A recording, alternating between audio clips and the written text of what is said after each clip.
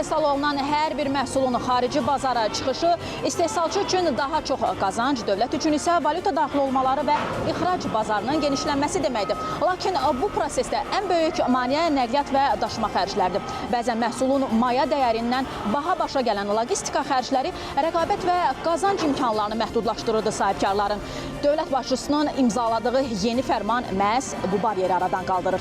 İndi dövlət sahibkarın çiynindəki ən ağır yükü, daşıma xərcinin demək olar ki, düz 70%-ə qədərini öz üzərinə götürür.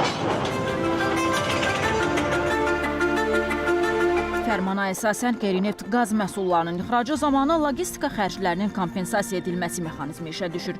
İqtisadiyyatın şaxələndirilməsi strategiyasında fərman qeyri-neft ixracının həndəsi silsilə ilə artmasına təkan verəcək. Bəs dəstək mexanizmi hansı meyarlar ilə seçilir?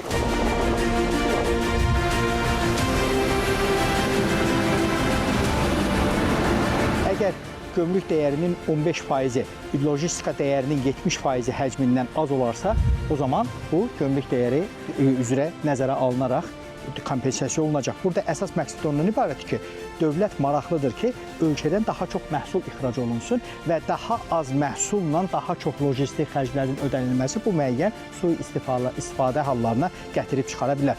Bu isə bu mexanizmin daha da işlək olacağının təminatçısıdır.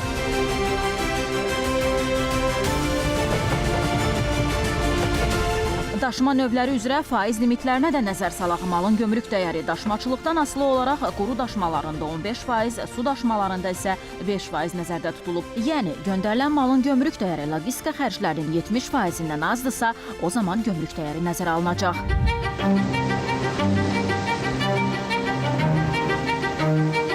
Təcrübə də göstərir ki, müəyyən mənada istehsalat sahəsi üçün əlverişli bir qiymət şəraiti formalaşan zaman hansısa xərclərin subsidiya hesabına təmin edilməsi baş verdiyi halda bu istər-istəməz qiymətin daha az olmasına gətirib çıxardır və bu da nəticə etibarilə istehsal olunan məhsulun həcminin böyüməsinə səbəb olur.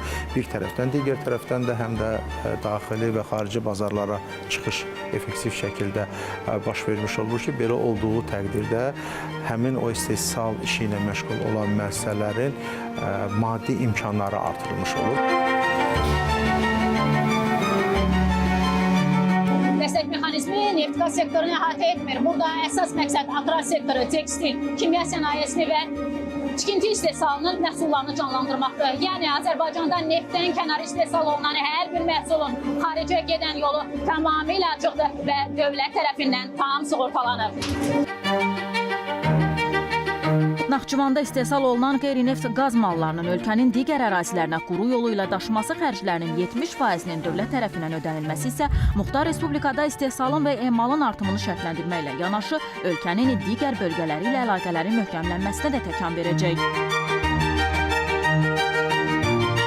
Daşımalarda subsidiyaların verilməsi 70% civarında. Bu ilk təbii bir mənalı şəkildə Naxçıvanda istehsal olunan istər kənd təsərrüfatı məhsulları olsun, qida sənayesi olsun, eyni zamanda meyvə tərəvəzçiliyi sahəsində də olsun, onların həmin o bazarlara çıxışını daha da məsrəf baxımından çox uyğun şəkildə etmiş olur ki, bu da istər-istəməz rəqabətə dözümlü olan qiymətin formalaşmasına səbəb ola biləcək. Bu kimi imkanlar artırıldıqda həm də Naxçıvanda istehsal olunan və istehsalatla məşğul olan müəssisələrin də müəyyən mənada motivasiyası artmış olar.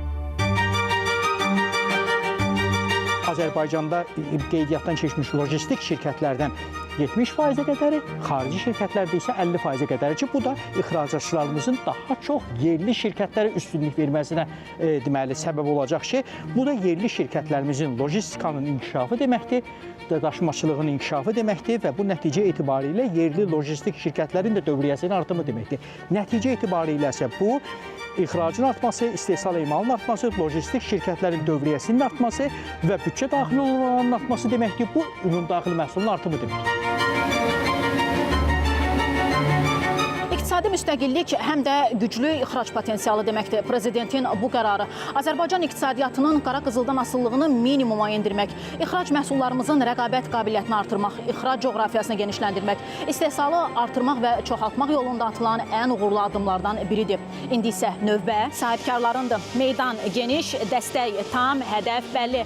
Made in Azərbaycan brendini dünyanın hər yerində seçilən bir nömrəli brendlərdən birinə çevirmək. Elnarə Həsənova, Fariz İşğalizadə, xüsusi olaraq həftə üçün.